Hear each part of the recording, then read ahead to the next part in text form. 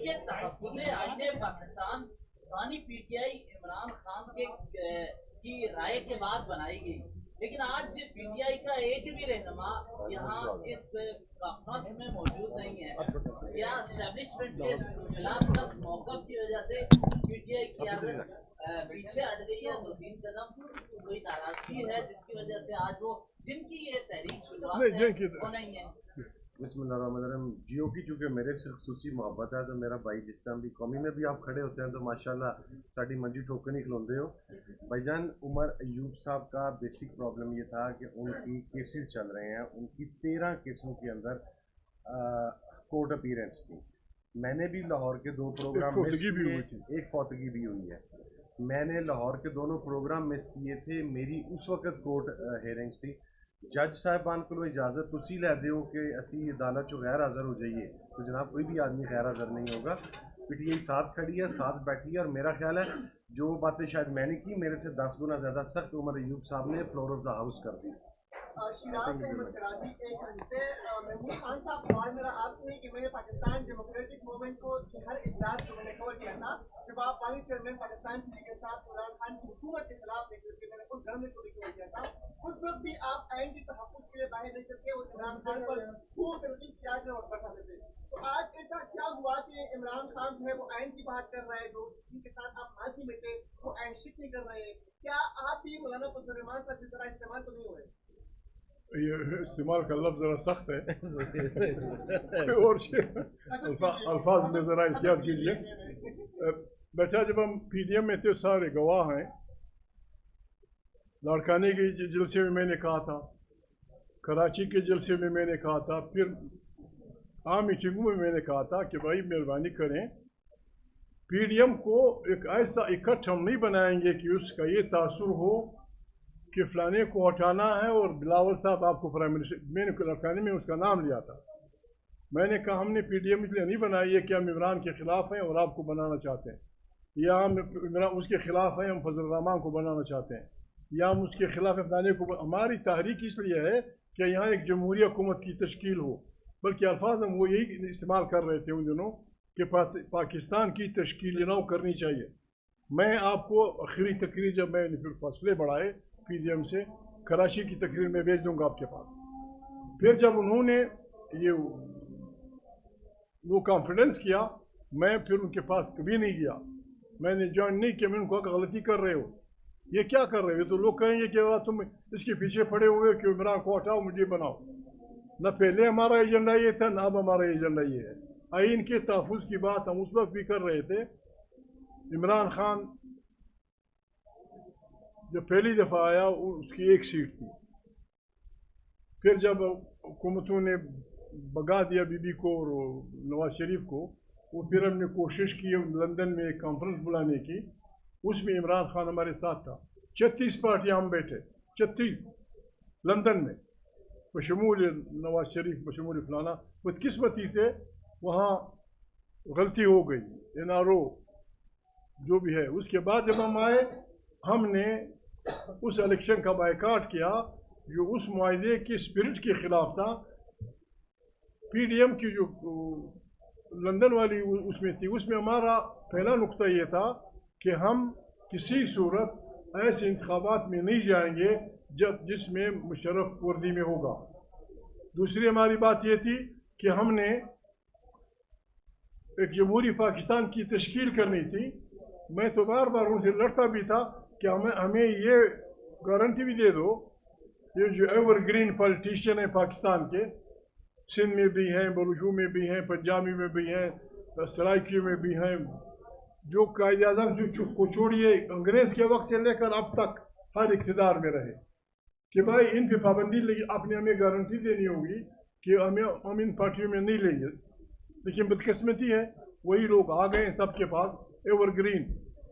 میری تو اس وقت بھی تجویز تھی، ٹائم تھوڑا تھا میں نہیں بول سکا، میرے ابھی یہ تجویز ہے، یہ جو ایور گرین پالیٹیشین ہیں ان کے تو بالکل خاندانوں پہ 7 پشت تک پابندی لگانی چاہیے، جن کے متعلق محمد علی جناح نے خود کہا، محترم قائد اعظم محمد علی جناح نے اپنے اقتدار کے پہلے دنوں میں کہا کہ میرے جیب میں سارے सिक्के कोटे, फेक कॉइन्स, जिनको उन्होंने फेक कॉइन्स कहा था वही अभी तक हुक्मरानी कर रहे हैं, इसीलिए मार्केट खराब हो रहा है। हम उसमें कोटे सिक्के चला रहे हैं, काम वाले सिक्के चलाओ तो पाकिस्तान चल जाएगा। Thank you. जी बेटा।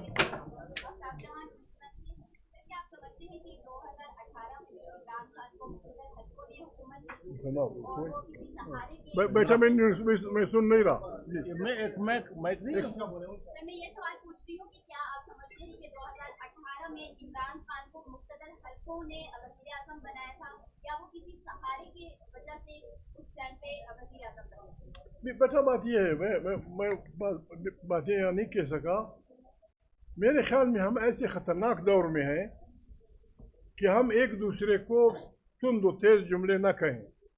किसका बाप ची गवेरा था? हम सब गरीब लोग थे, कोई पुलिस में था, कोई लेवीज में था, कोई मिलिट्री में था। अगर उन घरानों से अच्छे बच्चे निकलते हैं और जमहूरियत का झंडा उठाते हैं, और आप जिस तरह एक मेरे दोस्त, मैं जवाब दूंगा तरीके से पार्लियामेंट में, एक दोस्त ने तकरीर की थी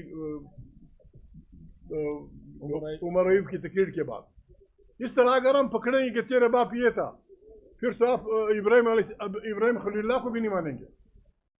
इब्राहिम अलैहिस्सलाम जिसको अल्लाह पाक खलील का लफ्ज़ देते हैं कि वो हनीफा, बिल्कुल खुदा वाहिद पे यकीन रखता था, उसका वालिद मूर्तियाँ बनाता था। तो क्या आप उसको कहेंगे जी तेरा बाप मूर्तियाँ बनाता? बाबा मेरा बाप जो कुछ कर रहा था, मैं ये कह रहा हूँ कि आइन का दिफा करो। ये बात तुझे अच्छी लगती है ज्वाइन करो, नहीं लगती बेटा ये नहीं होना चाहिए, जो भी है जी। Thank you. अभी कुछ ही दिन पहले यहाँ पर कुछ तो बैठे कॉन्फ्रेंस कर रहे हैं जजिस के खिलाफ, और उन्होंने कहा कि जो जजिस या जो सिविल ब्यूरोक्रेट है जिनकी डुअल नेशनैलिटी है, बतौर पार्लियामेंटेरियन, बतौर लेजिस्लेटर, वो कुछ कानून में तरमीम लाएंगे, तो क्या आप ही उन सियासी जमातों को? उस आदमी से एक बात कह दो, मैं एहतियात करता हूँ, उस आदमी से एक बात कह दो कि कम से कम मैं जानता हूँ इस वक्त पाकिस्तान की पार्लिमानों में ऐसे 4 या 5 अफराद आप लोगों की सपोर्ट से मुंतखब होकर आए हैं जो डुअल नेशनल है। जो डुअल नेशनल है, मैं नाम नहीं लेता, मैं अगर चला जाऊं अदालत, दो दिन में वो डिसीट हो जाएंगे।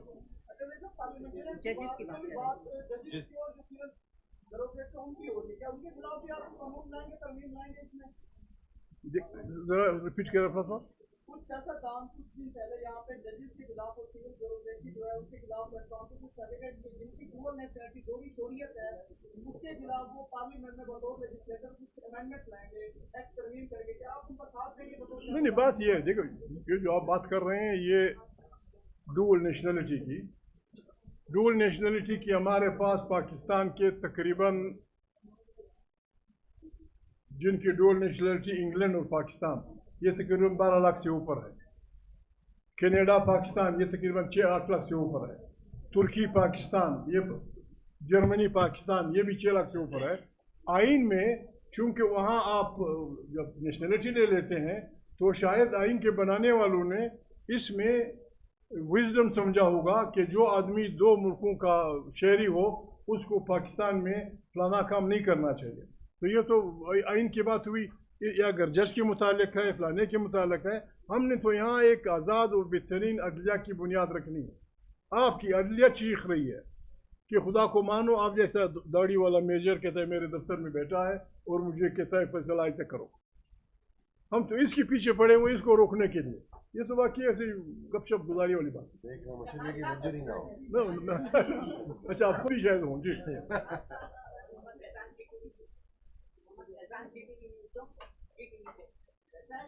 मौलाना फजल रहमान की आइन के तहफ़्फ़ुज़ की बात करते हैं, लेकिन आपकी तहरीक में शामिल होने से जो है काफ़ी एतराज़ात सामने आ रहे हैं। उनको कब मनाएंगे? दूसरा जो छोटी जमातें हैं, खासतौर पर कॉन्फ्रेंस जमातें हैं, बलूचिस्तान की, सिंध की, तो उनको भी अपनी तहरीक में शामिल किया जाएगा? उस्ताद ग्रुप है या दीगर जमातें हैं, उनको अपनी तहरीक में शामिल करने के लिए वो भी वही बातें कर रहे हैं जो आप बातें कर रहे हैं।